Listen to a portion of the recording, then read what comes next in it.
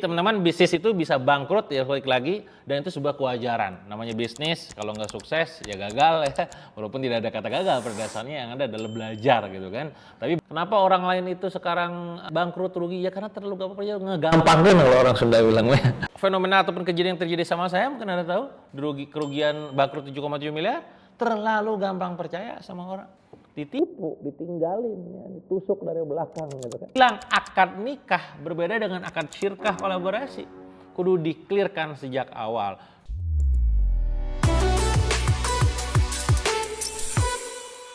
Partnership ataupun kolaborasi bisnis tapi berujung bangkrut tidak baik-baik saja hubungannya ya. Kalau pernah, maka ini menjadi sebuah pelajaran penting buat kita, dan semoga video ini menjelaskan bagaimana dan kenapa itu terjadi dan bagaimana cara menghindarinya. Jadi teman-teman, bisnis itu bisa bangkrut ya, balik lagi, dan itu sebuah kewajaran. Namanya bisnis, kalau nggak sukses ya gagal ya, walaupun tidak ada kata gagal, pada dasarnya yang ada adalah belajar gitu kan. Tapi buat pengusaha, kebangkrutan, kerugian itu adalah makanan sehari-hari. Bisa jadi tadi ada di antara mereka yang masalahnya itu adalah di masalah produk yang jelek, atau tadi karena memang nggak ada pelanggan alias kagak laris gitu ya, atau mungkin karena kekurangan modal yang membuat akhirnya putaran cash flow-nya, duitnya tidak baik-baik saja dan tidak bisa survive. Atau mungkin tadi yang paling parah sebenarnya kalau ngomongin soal tentang partnership, tadi awalnya kita itu sebagai seorang partner, founder ataupun co-founder awalnya akur, saling percaya, tapi apa yang terjadi akhirnya? Akhirnya pecah ya, saling gugat sana sini, dan gak lama ujung-ujungnya bisnisnya adalah tutup.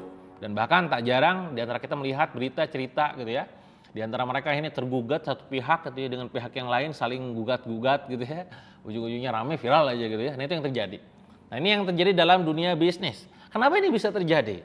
Ada satu pola sebenarnya yang bisa terulang, dan hampir setiap kerjasama ini berakhir berantakan. Teman-teman tahu nggak, Steve Jobs itu dulunya pun pernah merasakan hal demikian. Kenapa? Steve Jobs pernah didepak dari perusahaannya sendiri. Ya, bahkan kalaupun Anda tahu juga, Mark Zuckerberg pernah konflik sama beberapa co-foundernya di awal mula berbisnis. Di Indonesia sendiri banyak juga kasus bisnis keluarga yang akhirnya terretak, dan bisnis patungan yang bareng teman-teman rata-rata tuh mereka pecah aja ujungnya tuh. Ya, nggak jelas gimana beritanya, nggak sustain.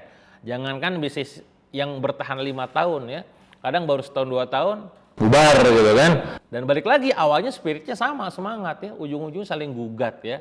Nah kenapa kira-kira terjadi? Masalahnya apa kira-kira? Nah, tadi karena terlalu saling percaya satu sama lain. Makanya pernah saya bahas dalam buku yang kedua saya berjudul 7 Kesalahan Fatal Pengusaha Pemula. Kesalahan nomor 4, betul. Kesalahan nomor 4 apa? Gampang percaya. Kenapa orang lain itu sekarang bangkrut, rugi? Ya karena terlalu gampang percaya, ngegampangin kalau orang Sunda bilang. Fenomena ataupun kejadian yang terjadi sama saya, mungkin Anda tahu, kerugian bangkrut 7,7 miliar, terlalu gampang percaya sama orang. Ditipu, ditinggalin, ya, ditusuk dari belakang gitu kan. Bisnis gagal bukan cuma karena nggak ada kepercayaan, tapi karena yang terlalu percaya juga membuat akhirnya kita tuh gagal juga gitu. Maka baik lagi, kalau kata guru saya tuh, bisnis itu intellectual sport alias harus logik. Maka jangan andalkan emosional saja ya. Nah poin ini adalah jadi pelajaran buat kita kalau Anda berbisnis ya, sisakan ruang nggak percaya gitu kan. Yang membuat akhirnya kita ngecek, dan ngecek ini ujungnya apa? Data ini cross check kiri kanan belakang ya, dan semuanya dicek. Apa sih akar masalahnya kalau kita bedah gitu ya? Jadi yang pertama, seringkali saya melihat peran yang nggak jelas di awal tentunya. Awalnya semua dikerjain saling bantu sama lain gitu ya. Tapi masalah muncul tengah jalan ketika bisnis ini mulai besar dan keputusan mulai banyak. Siapa yang megang apa? Ini ranahnya saya, kamu jangan ikut-ikutan. Ini ranahnya saya, kamu diem aja, kamu gak tahu, gitu-gitu lah. Akhirnya muncul pertanyaan satu sama lain, siapa yang berhak mutusin? Siapa yang paling bertanggung jawab terhadap keputusan dan kebijakan ini? Menurut Harvard Business Review, 43% founder akhirnya ngebeli saham partnernya karena konflik relasi ini, teman-teman. Dan berebut kekuasaannya itu. Akhirnya apa yang terjadi? Kerjasama bisnisnya pecah karena struktur perannya nggak jelas. Jadi ini pentingnya kita menentukan peran, siapa megang apa. Kan yang bagian operasional kamu, kenapa harus ke saya gitu ya. Ujungnya saling salahan tuh kan. Karena di awal gak clear, harusnya di awal udah clear. Kamu megang operasional ya, sama di bagian produk. Kamu di bagian marketing ya, sama di bagian branding. Kamu di bagian legal ya, sama finance. Itu clear teman-teman. Ya, Jangan di awal-awal nggak ada kejelasan, keroyokan aja pokoknya sama-sama gitu kan. Nah ujung-ujungnya kayak begini nih. Yang kedua adalah akar permasalahannya terjadi kenapa? Pembagian uang yang tidak transparan. Awalnya omset kecil, masih santai. Ya. Pas udah omset gede nih ya, udah di angka ratusan juta bahkan miliaran. Mulai muncul tuh perasaan-perasaan, ngerasa lebih banyak kontribusinya, ngerasa lebih capek, ngerasa duitnya kok gue capek banget ya pagi siang sore malam cuman di gini doang ya, sementara dia cuman gitu doang, dia lebih gede. Nah mulai itu ya pas bisnis rugi jarang ada keributan ya, yang giliran uang mulai banyak tuh yang biasanya si paling ini merasa ini muncul ya. Nah dalam riset Noah Wasserman yang banyak dikutip di Harvard Business Review, konflik co-founder sering muncul karena masalah equity, kontribusi, dan pembagian hasil yang tidak dibicarakan sejak awal. Nah maka baik lagi kalau saya pribadi kalau dalam partnership bisnis, terutama setelah berkali-kali saya partnership bisnis gagal dan banyak pelajaran, akhirnya checklist saya untuk partneran tuh benar-benar super ketat. Jangan ngegampangin, jangan hanya gara-gara teman, masa lu gini gitu kan, enggak, justru makin temen makin tebel itu checklistnya. Makin gak kenal mungkin Anda bisa lebih logikanya jalan tanpa ada yang namanya emosional faktor gitu kan. Kalau udah temen, sahabat, kerabat, keluarga, saudara, wah ini rada-rada nih kan. Maka sekali lagi ini benar-benar kudu dibahas. Termasuk juga soal pembagian uang. Termasuk nih ya buat ada wabil khususon ya. Anda yang sekarang jalan bisnis ini secara couplepreneur. Couplepreneur itu apa kan? Couplepreneur itu adalah bisnis yang jalannya tuh suami istri. Anda oke lah udah nikah, Anda bisnis bareng gitu kan. Tapi seringkali saya menemukan mendapatkan curhatan. Ini uang diambil sama si istrinya semua. Ini uang diambil sama suaminya semua gitu kan. Ujung-ujungnya berantem ya. Dan nggak ngerasa kayak nggak ada kontribusinya gitu kan, nggak dihargai gitu lah. Ujungnya rumah tangga retak gitu ya. Makanya saya sering bilang akad nikah berbeda dengan akad syirkah kolaborasi.